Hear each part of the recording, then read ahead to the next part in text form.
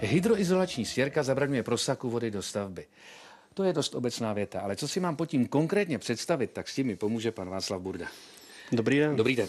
Václave, my se ženou budeme rekonstruovat koupelnu a narážím na větu, když už to budete dělat, použijte pojistnou hydroizolaci. Já se ptám, proč? Pojistná hydroizolace, stručně řečeno hydroizolační stěrky, jsou vlastně membrány pojistné, které zabraňují té nechtěné vody do stavební konstrukce.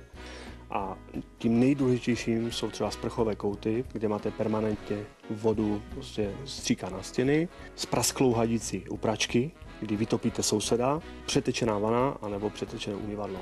Takže vlastně dřív se to vůbec nedělalo, že by se používala nějaká izolace mezi dlažbu a zeď. Dříve neexistovaly vůbec nějaké hydroizolační stěrky, byl podklad klasický beton, cementové lepidlo a dávala se dlažba či obklad.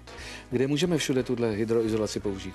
Tato hydroizolace se dá použít v interiérech, v exteriérech, to znamená mycí boxy, hlavně koupelny, sauny, altány, balkony, všude, kde vlastně je prostor namahaný vodou. Vy nám můžete teďka našim divákům popsat aplikaci té hydroizolace? Ano, aplikace je velice jednoduchá. Dle poměru v návodu smícháme 2 složky, sypkou s tekutou. Podklad musí být čistý, suchý, napenetrovaný. Poté v prvé řadě začínáme v rozích, kde vkládáme do první vrstvy takzvaný dilatační pás. Zatřeme, dále pokračujeme svislými stěnami a můžeme vlastně aplikovat potom vodorovné plochy. Dobře. To je teda první vrstva? Tím máme hotovou první vrstvu. Dle návodu necháme první vrstvu řádně vyschnout. Rozumím. A poté můžeme aplikovat vlastně druhou vrstvu, takzvanou křížovou metodou. A proč křížovou metodou? Tu druhou vrstvu byste měl pootočit cca o 90 stupňů, protože v první vrstvě se vám můžou vyskytnout nějaké bubliny, nebo nemusíte to mít důkladně dobře natřeno, tím pádem eliminujete vlastně ty chyby z té první vrstvy a tak budete mít důkladně hydroizolaci. Dobře, tak já jsem důkladný, když jsem rychlý, mám teda druhou vrstvu. Ano. A co nastává teď?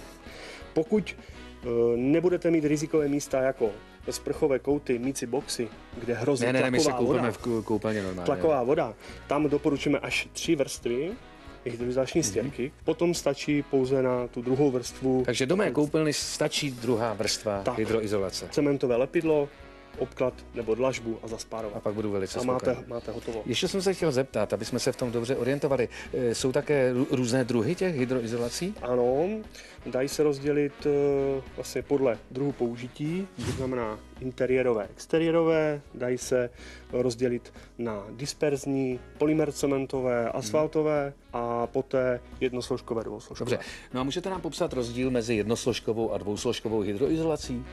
Tak u jednosložkových hydroizolací vzniká ta výhoda, že je okamžitě aplikovatelná z kbelíku, kdy odpadá vlastně mísení v poměru dle návodu, takže rychlejší aplikace je vlastně na rychlejší schnutí a je na anhydridové podlahy.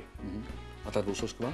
Dvousložková má výhodu, že má vlastně odolnost proti radonu, lepší přídržnost na betonový podklad, cementové podklady a lepší styk vlastně potom s následným cementovým lepidlem a následným lepením obkladu a dlažby. A do mé koupelny, jakou vy byste mi doporučil hydroizolaci? Já bych vám doporučil dvousložkovou cementopolymerovou, tekutou lepenku. A nic mi doma neprosákne. Neprosákne. Václave, moc vám děkuji za vaše vyčerpávající informace.